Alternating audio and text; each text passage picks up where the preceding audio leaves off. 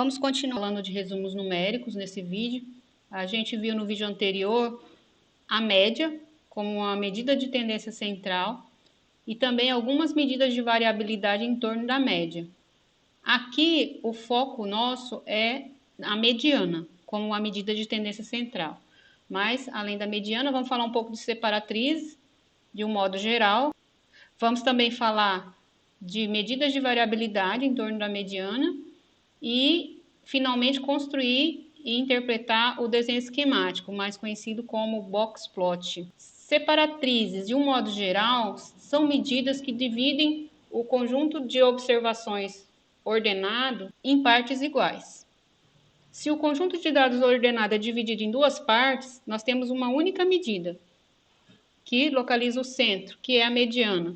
Se dividirmos o conjunto de dados ordenados, ou a distribuição, de frequência, em 4 partes iguais, nós teremos os quartis, e nesse caso são 3 medidas que a gente chama de medidas de posição. A gente ainda pode dividir a distribuição de frequência ou os dados ordenados em 10 partes iguais. Neste caso, a gente tem os decis, ou em 100 partes iguais, nesse caso temos 99 percentis, ou quantas partes a gente quiser. De uma forma genérica, a gente tem os quantis. Então, vamos começar falando da mediana. Vamos considerar, então, uma sequência de observações de x1 até xn. A gente vai denotar x1 até xn a sequência de dados sem ordenação. E a sequência ordenada, a gente vai colocar um parêntese no índice. Então, aqui a gente tem uma sequência de observações ordenadas, em ordem crescente, e aqui em ordem qualquer. Então, essa última notação aqui quer dizer o x1 entre parênteses é menor do que o x2 entre parênteses, e assim sucessivamente, até o xn entre parênteses. Então, o que a gente tem aqui? O x entre parênteses 1 é o mínimo do conjunto de observações, ou seja, é o menor valor, e o xn entre parênteses é o máximo, o valor máximo ou o maior valor do conjunto de dados. Bom, uma vez tendo ordenados os dados, a gente consegue localizar a mediana, que é aquele valor que divide a sequência de observações ordenadas em duas partes iguais, ou seja, 50% dos valores estão abaixo da mediana e 50%, os outros 50%, acima da mediana. Então, se eu tenho uma sequência qualquer, quem que é a mediana? Então, vai ser o valorzinho ocupando a nésima mais 1 sobre 2 posições, se a quantidade de elementos na minha sequência é um n ímpar, ou seja, temos um número ímpar de observações. E se caso tivermos um número par de observações, teremos dois valores no centro, que é o enésimo sobre 2 e o enésimo sobre 2 mais 1, e nesse caso a gente vai fazer a média aritmética simples entre esses dois valores para ter a mediana. Então a gente tem um exemplo aqui, uma sequência qualquer de valores. Então a gente ordena em primeiro lugar a sequência e vê qual é o elemento que está no meio. Nesse caso, depois de ordenado, a gente percebe que o valor 9 é o valor central, é aquele que divide em duas partes essa distribuição de frequência.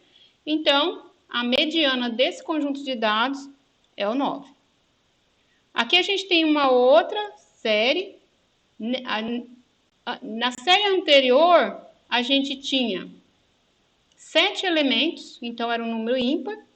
E aqui a gente já tem um número par, que é 10 elementos. Ou seja, não tem um número no meio, vamos assim dizer, dividindo essa distribuição em duas partes iguais. O conjunto ordenado em duas partes iguais. Então, o que a gente faz? Pega os dois centrais, né? E faz a média aritmética simples. Então, no caso dessa sequência aqui, quem seria a mediana? Seria 2 mais 3 sobre 2, 2,5. Então, aqui temos uma mediana no valor de 2,5. Mas e se os nossos dados estão dispostos numa tabela de frequência simples? Como é que a gente localiza a mediana? Vamos considerar aqui essa tabela que mostra a distribuição de frequência das curvas da BR-116, compreendida entre os quilômetros 52,9 e 113,2, onde a gente tem como população todas as curvas compreendidas nesse trecho. E a nossa variável é o número de acidentes ocorrido entre 2014 e 2019. Então, vamos considerar aqui esse período de tempo e contabilizar quantos acidentes ocorreram em cada curva desse trecho. Na tabela, a gente tem aqui quantidade de acidentes. A gente percebe que o menor número de acidentes é 0, ou seja, nenhum acidente ocorreu aqui em 13 curvas desse trecho, considerando esse período. E o máximo aqui é de 48 acidentes, apenas uma curva apresentou esse número. A gente tem aqui a frequência relativa. A frequência das curvas representa a frequência absoluta. Então, 13 curvas não apresentaram acidente. Então, a gente tem o valor 0 sendo repetido 13 vezes no nosso conjunto de dados. A partir da frequência absoluta, a gente obtém, então, a relativa. A gente viu que basta dividir a frequência absoluta pelo total de elementos no nosso conjunto de dados, que aqui no caso é 38, porque são 38 curvas consideradas, a gente tem a frequência relativa. Olhando para a frequência relativa, a gente pode concluir, né, pode perceber que 34% das curvas desse conjunto de dados, nesse conjunto de dados, não apresentou nenhum acidente. A gente observa aqui também a frequência relativa acumulada. A gente viu que para construir a coluna da frequência relativa acumulada, basta a gente ir somando os valores de frequência relativa. Começando do primeiro, aqui a gente soma o primeiro e o segundo, aqui a gente soma o primeiro, o segundo e o terceiro, e assim sucessivamente até somar tudo, né, que dá 1. E na última coluna a gente vê a multiplicação de cada valor possível da variável pela sua frequência relativa, e a gente viu que somando todos esses valores de multiplicação, a gente obtém a média. Então, nós tivemos aqui uma média de 3,89 acidentes por curva, ou seja, em média, né, ocorreram 3,89 acidentes nas curvas desse trecho. Bom, mas aqui, agora a gente vai focar na obtenção da mediana. Como é que a gente obtém a mediana? Vamos olhar para a frequência relativa acumulada. A gente percebe que o valor 0 acumulou 34%, até o valor 1 acumula 47%. Lembrando que a mediana é o valor que divide o conjunto de dados, 50% dos valores estão abaixo dela e os outros 50% estão acima. Então, aqui, a gente não soma ainda os 50%, mas aqui a gente já ultrapassa os 50%. Então, essa é a nossa classe mediana, que a gente vai chamar de classe mediana, aquela que, né, contém a mediana. Aqui embaixo, então, a gente tem o resumo. A mediana, então, é o valorzinho 2, que a gente extrai aqui da classe mediana. Na classe, onde tem a frequência absoluta 5 e frequência relativa 0,13, e acumulou 61% dos valores. Aqui, um gráfico de barras para a gente comparar a mediana e a média desse conjunto de dados e tirar algumas conclusões. Então, a gente percebe, né, aqui no 0 a gente tem alta frequência, né, conforme a gente já viu na tabela, e essas frequências elas vêm caindo, né, à medida que aumenta aqui o número de acidentes. Então, representado dessa linha, com essa linha tracejada em azul a mediana, e aqui a gente representa por uma linha tracejada vermelha a média. o que a gente percebe? Que a média, sendo também uma medida de tendência central, ela está afastada da mediana. Ela está mais à direita no eixo das abscissas do que a mediana. E por que será que duas medidas de tendência central estão divergindo? Isso ocorre porque a média ela é sensível a valores atípicos ou valores, né, discrepantes do nosso conjunto de dados. A gente percebe que esse conjunto de dados tem aqui, ó, um valorzinho que é 48 e ele destoa demais da maioria, né, dos demais. E isso faz com que a média seja deslocada para a direita. Então, quer dizer, quanto mais extremo for esse valor, né, mais essa média vai sendo deslocada para a direita. Então, isso é para a gente lembrar que a média ela é sensível a pontos discrepantes ou pontos atípicos no conjunto de dados, que é um tema que a gente vai abordar aqui também, pontos atípicos no conjunto de dados. Isso quer dizer que se o nosso conjunto de dados tem valores atípicos, a gente tem que refletir sobre o uso da média como uma medida de tendência central. E muitas vezes vale a pena a gente considerar a substituição da média pela mediana, por exemplo, se a gente não quer que a medida seja sensível a esses valores. E a divergência entre média e mediana pode ser um indicativo de valores discrepantes ou assimetria no conjunto de dados. E se os meus dados estão dispostos numa tabela de frequência em intervalo de classe, como é que eu obtenho a mediana? Vamos considerar aqui esse exemplo hipotético. Vamos pensar que foram selecionadas 50 casas em um bairro da cidade de Russas. E depois foi realizada uma avaliação em cada casa para ver o seu valor em R$1.000, em milhares de reais. Suponha que o resultado foi o que está apresentado nessa tabela. Na primeira coluna, a gente tem as faixas de preços em reais, em R$1.000, né? Na segunda coluna, a gente tem a frequência de casas com o valor naquela faixa, somando aqui um total de 50. A frequência relativa e a relativa acumulada. Então, para localizar a mediana, a gente vai, de início, fazer o mesmo raciocínio que a gente fez na tabela de frequência simples. Olhando para a frequência acumulada, qual classe acumula mais de 50% dos valores ordenados, né? Então, a gente percebe que a classe é essa aqui, ó. Por quê? Porque a classe anterior, ela acumula 40%, não atinge a mediana, então ela não está nessa terceira classe. Indo para a quarta classe, vai para 64%, então a gente já conclui que a mediana está nessa faixa de preço aqui, de 197,6 até 240,1.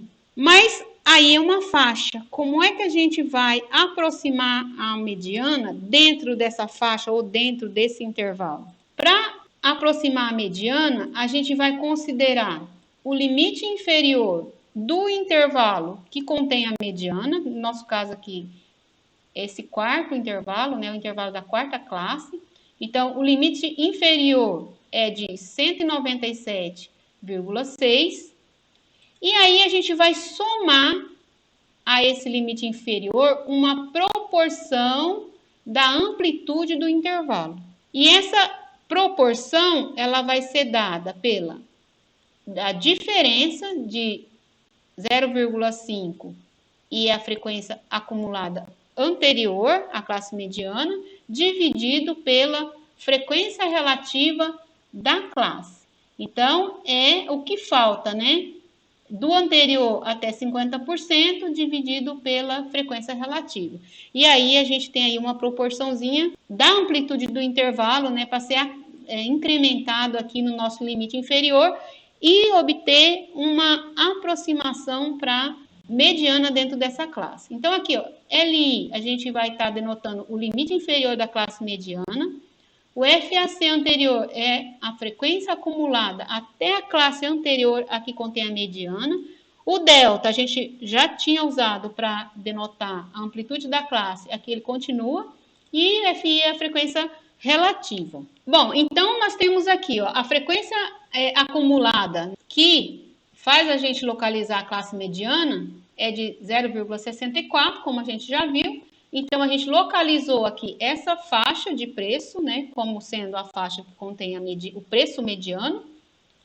Essa classe, ela tem frequência relativa de 0,24 e a frequência anterior a essa classe é de 0,4. O delta a gente obtém subtraindo o limite superior da classe do limite inferior. Então, aí a gente tem o valorzinho do delta.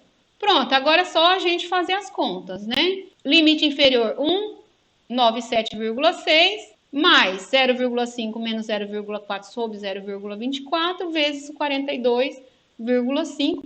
Aqui vai nos dar uma mediana de 215,3083 mil reais. A gente poderia estar interessado em outras medidas de localização. Como eu já comecei falando, né? A gente pode dividir o conjunto de dados em quantas partes a gente quiser para ter outras medidas de localização ou medidas de posição da nossa distribuição de frequência. Se a gente dividir o nosso conjunto de dados em 4 partes iguais, né, nosso conjunto de dados ordenado, a gente vai obter os quartis. Os quartis são 3 medidas que acumulam até o primeiro quartil, que a gente vai chamar de Q1, 25% dos dados, até o segundo quartil, que a gente vai chamar de Q2, ou é a mediana também, né? Ele vai acumular 50% dos dados até ele, e o Q3, que é o terceiro quartil, que acumula 75% dos dados ordenados até o seu valor. E para obter os quartis, a gente vai seguir o mesmo pensamento da obtenção da mediana. A gente sempre vai pegando o limite inferior da classe que contém o quartil e vai somar a isso uma proporção da amplitude da classe. E essa proporção ela é dada por essa relação aqui. Se a gente estiver encontrando o primeiro quartil, a gente vai fazer a diferença entre 0,25, que é onde acumula os 25%, menos a acumulada anterior, sobre a frequência relativa da classe. Então, a gente vai seguir a mesma ideia da obtenção da mediana. Para a gente ilustrar essa obtenção, vamos continuar considerando, né, o exemplo anterior, das faixas de valores de imóveis, né, das 50 casas. Vamos pensar lá de 50 casas e aí foi feito lá a avaliação e aí foram construídas lá as faixas, as classes, né? Foi construída a tabela de frequência em intervalos de classe. Só que aqui a gente não vai considerar a mesma quantidade, a gente vai considerar 11 classes. E não vai representar essas classes por uma tabela, a gente vai representar pelo histograma. Então, vocês viram, né, como que a gente constrói o histograma, seguindo a mesma ideia da tabela de frequência em intervalos de classe. Então, aqui a gente consegue perceber cada classe, né, a primeira classe, o intervalo da primeira classe vai de 69 até 112 mil, o intervalo da segunda classe vai de 112 mil até 155 mil, e assim por diante até a última classe. Então, só para ilustrar melhor aqui, a gente tem as faixas de preço, né? A gente pode aqui considerar uma tabela de frequência, né? Com 2 colunas. Então, a gente tem aqui os intervalos de classe e aqui a gente observa somente a frequência relativa acumulada.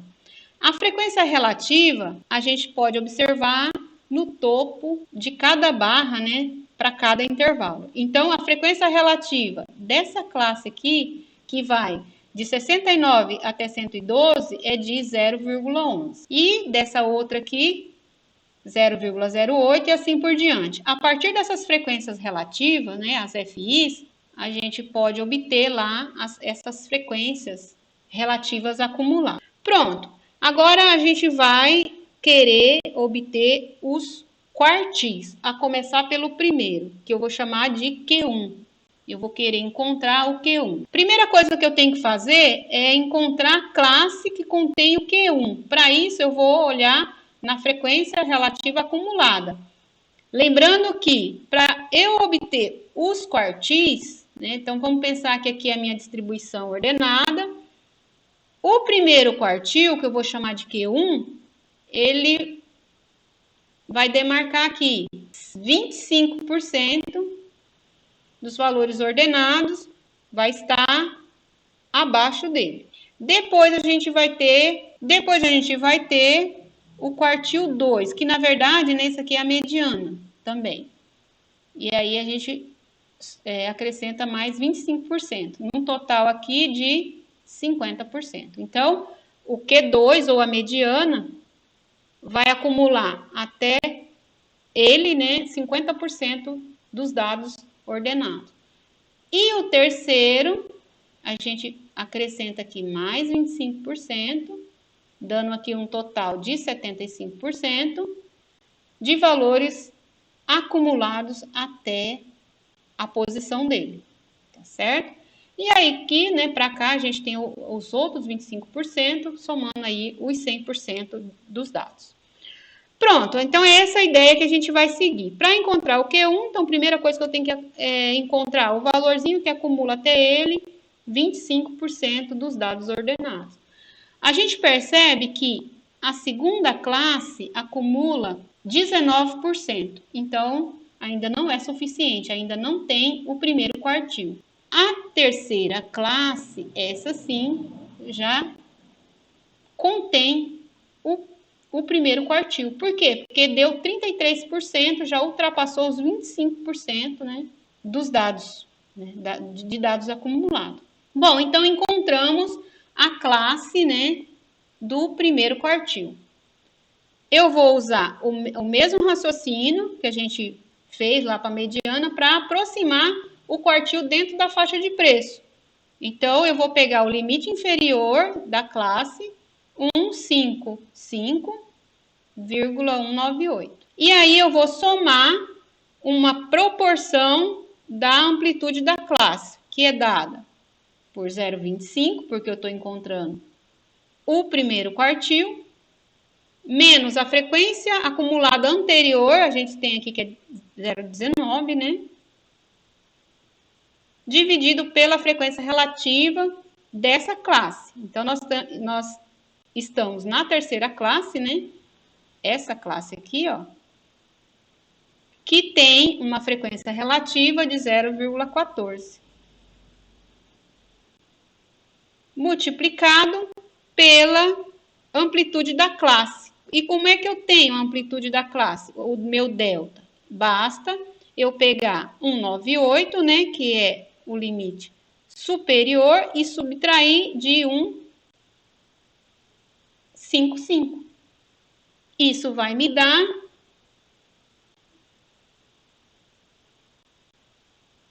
R$43.000. Pronto. Fazendo essas continhas, eu encontro o meu primeiro quartil. Pronto, e aí eu tenho o meu primeiro quartil. E para eu obter o segundo quartil, lembrando que o segundo quartil eu somo mais 25%, né? Aí eu vou querer aquele que acumula até ele 50%, que na verdade é a mediana. Aí eu vou fazer o mesmo raciocínio que eu fiz para o primeiro quartil e também para a mediana. Eu vou localizar aquela classe que acumula até ela 50% ou mais, né, dos valores. Então, a gente tem ali a quarta classe. Então, a classe que contém a mediana é essa aqui, mediana ou Q2, né? Vou chamar aqui de Q2, já que a gente está falando de quartil. Eu vou pegar o limite inferior desse intervalo, vou somar uma proporção, né, da amplitude. E essa proporção vai ser dada por 0,5, né, que eu tô com a mediana, menos a acumulada anterior, que ali é 0,33, sobre a frequência relativa da classe, que é 0,23. E aí eu vou multiplicar pela amplitude. A gente já viu que a amplitude é 43. Fazendo essas contas, a gente consegue encontrar o segundo quartil. E o terceiro quartil, como é que a gente faz? Mesma coisa, né? É o Q3 agora. Lembrando que esse acumula até ele 75%. Então, eu vou procurar aqui qual é a classe que retém 75% ou mais. Então, temos aqui a sexta classe. Então, essa é a classe que contém o Q3, ou terceiro quartil. Aí, eu vou pegar o limite inferior dessa classe, 284, e somar aquela proporção, não é? Só que aqui eu vou colocar 0,75 e subtrair a acumulada anterior, que é 0,73. E dividir pela frequência relativa da classe, que é 0,12, tá aqui, né? E multiplicar pela amplitude do intervalo, que é de 43. Fazendo as contas, a gente chega no resultado. Tá aqui. Agora a gente vai falar sobre a variabilidade dos dados em torno da mediana. Então, o que a gente tem aqui? A gente tem 3 medidas. Uma delas é a mediana, que é o segundo quartil, que a gente já tinha falado, e aí a gente tem mais duas, o primeiro e o terceiro quartil. Então, a gente vai utilizar o primeiro e o terceiro quartil para construir uma medida da variabilidade em torno da mediana, chamada distância interquartílica, que eu vou denotar aqui por D. Então, como é que a gente calcula essa distância? Apenas fazendo a diferença entre o Q3 e o Q1, ou seja, o terceiro e o primeiro quartil. A gente tem no terceiro 289,06 e no primeiro 173,43. Então, quanto que dá essa nossa medida? 115,63. Então, a gente tem uma faixa aí, né, de 115,63 que retém os 50% de valores mais frequentes que estão em torno da mediana, ou seja, em torno da medida de tendência central, que no caso a gente está trabalhando, que é a mediana. Ah, mas 50% dos valores, né? O Q1 e o Q3. Então, temos aqui Q1 e o Q3. Então, temos essa faixa aqui, ó, né, de valores. Ah, mas é pouco, eu estou desprezando aqui 25%, né, da cauda na parte superior e 25% na parte inferior. Então, eu estou desprezando aqui 50% dos dados e olhando para esses valores centrais ali, que somam aqui 50%. Se a gente acha que é pouco, a gente quer ter uma ideia de mais valor, mais quantidade, mais porcentagem, então a gente pode adotar outras separatrizes, como eu já comecei falando, né? Os decis, por exemplo, eu poderia calcular os decis. Aí, no caso, eu teria 9 medidas de posição e eu poderia escolher, por exemplo, o primeiro decil e o último decil para assumir a minha medida de variabilidade. Aí, nesse caso, eu estaria desprezando, né, apenas 10% na cauda inferior e 10% na cauda superior. Ah, mas 10% é muito.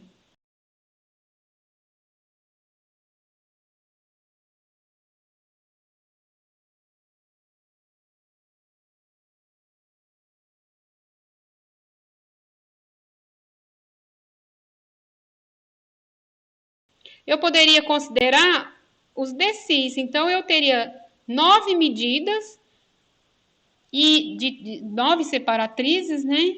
E eu poderia pegar, por exemplo, o primeiro decil e o último decil para decidir sobre a medida de variabilidade.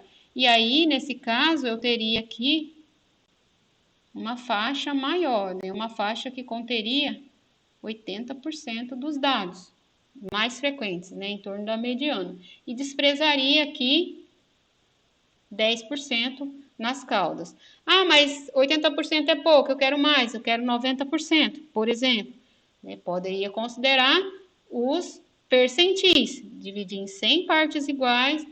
Eu poderia pegar o quinto e o 95º, por exemplo, e desprezaria 5% antes do quinto percentil e os 5% da parte superior. E aí a gente consegue controlar, né, a amplitude que a gente quiser em termos de consideração de centro de distribuição.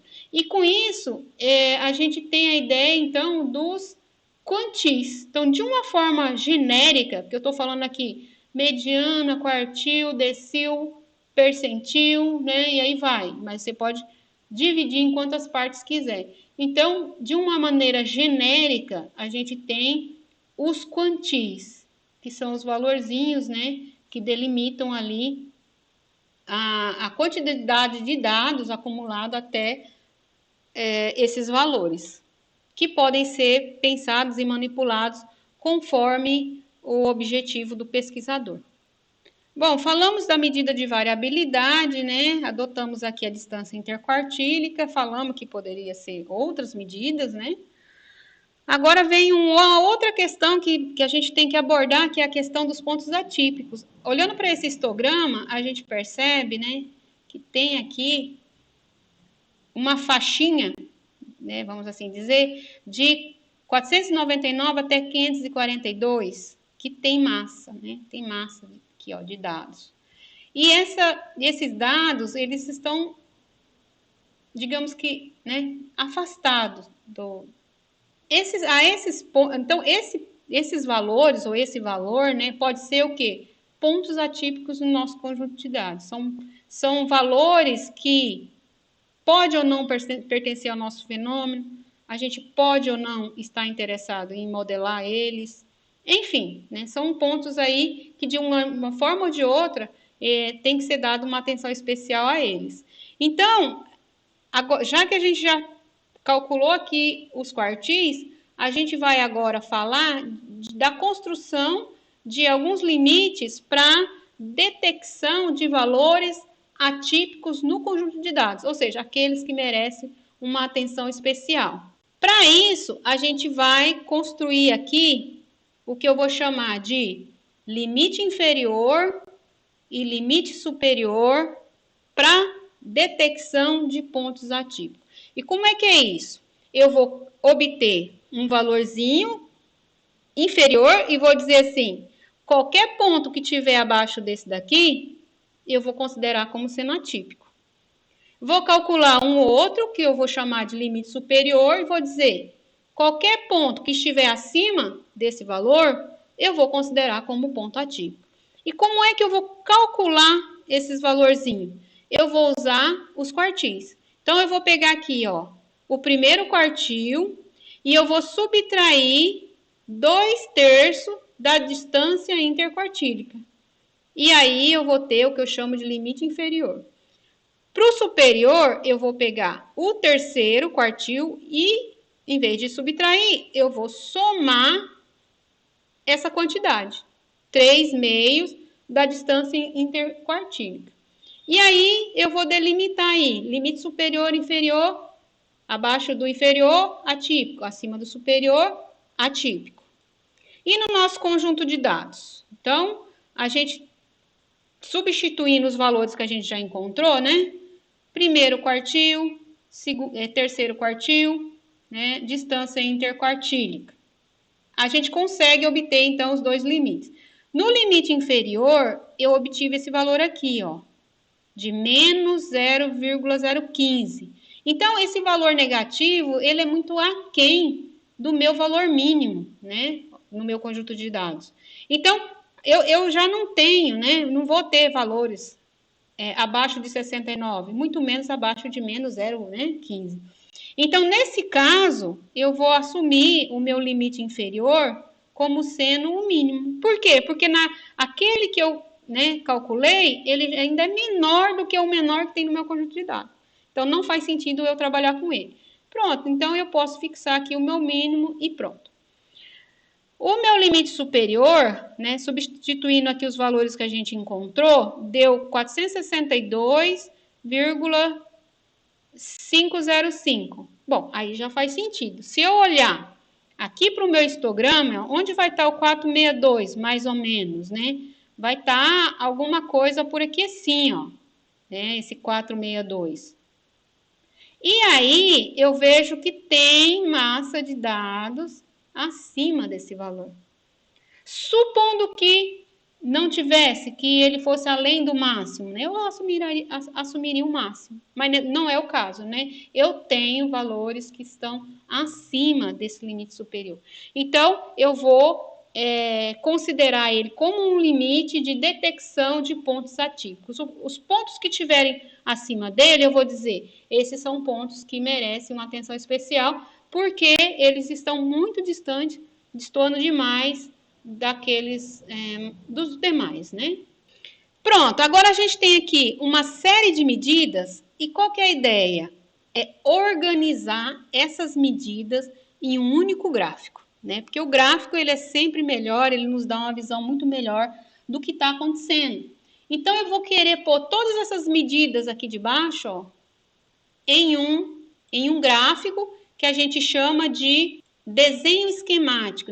Então, na verdade, o que eu vou querer construir aqui é o desenho esquemático ou o box plot, usando todas essas medidas aqui, ó.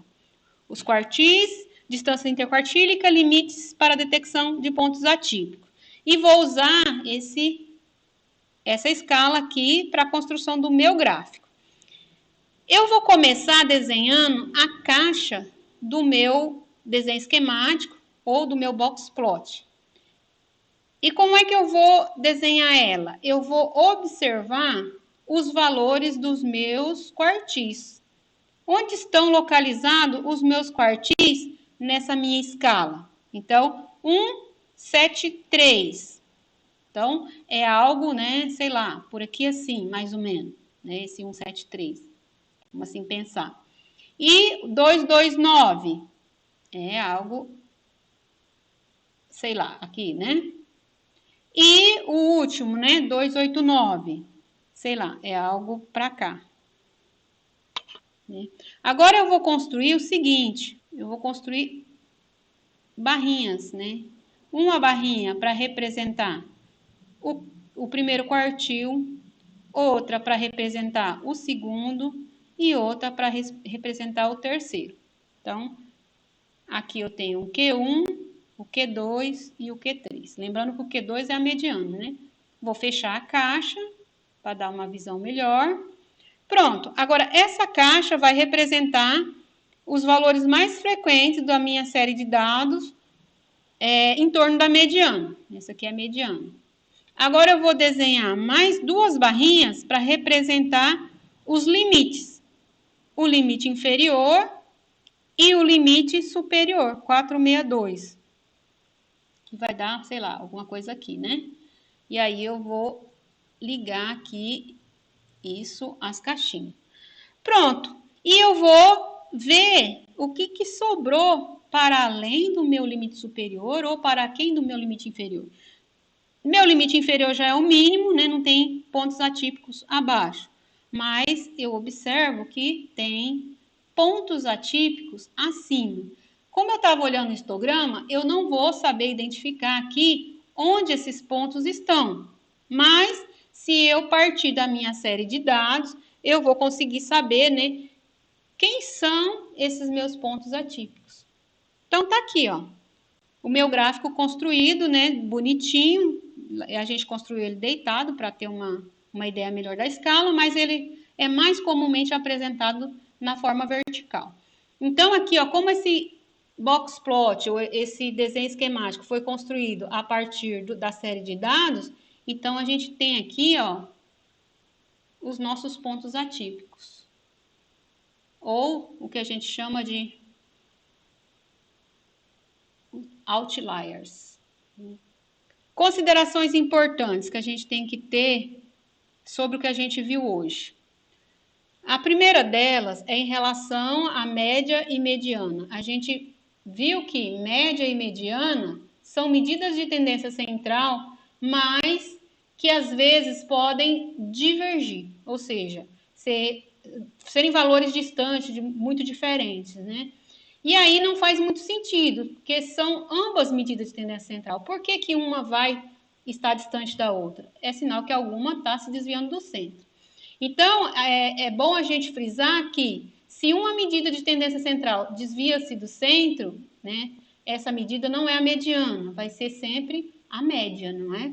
Então, se média e mediana divergem, é bom prestar atenção na média e pensar se de fato é uma boa assumir ela como uma medida de tendência central. Se, né, aqueles pontos atípicos que venham a ter no conjunto de dados não podem afetar a sua análise. Então, são coisas que têm que ser levadas em conta, né, e pensada, né? E isso é claro, dependendo do problema que você está tratando. A gente não falou aqui, mas a gente tem uma outra medida de tendência central, que é a moda, né? A moda, quem é a moda? É o valor que mais se repete no conjunto de dados, ou, né, aquela frequência máxima. E para a obtenção dela, é só olhar o valor mais frequente. E se os seus dados estiverem numa tabela de frequência em intervalo de classe, você pode adotar estratégia para aproximar essa moda, ou pode simplesmente pegar o ponto médio da classe modal, né? Como a gente diz. Bom, pessoal, então é isso. A gente vai ficar por aqui. Até a próxima.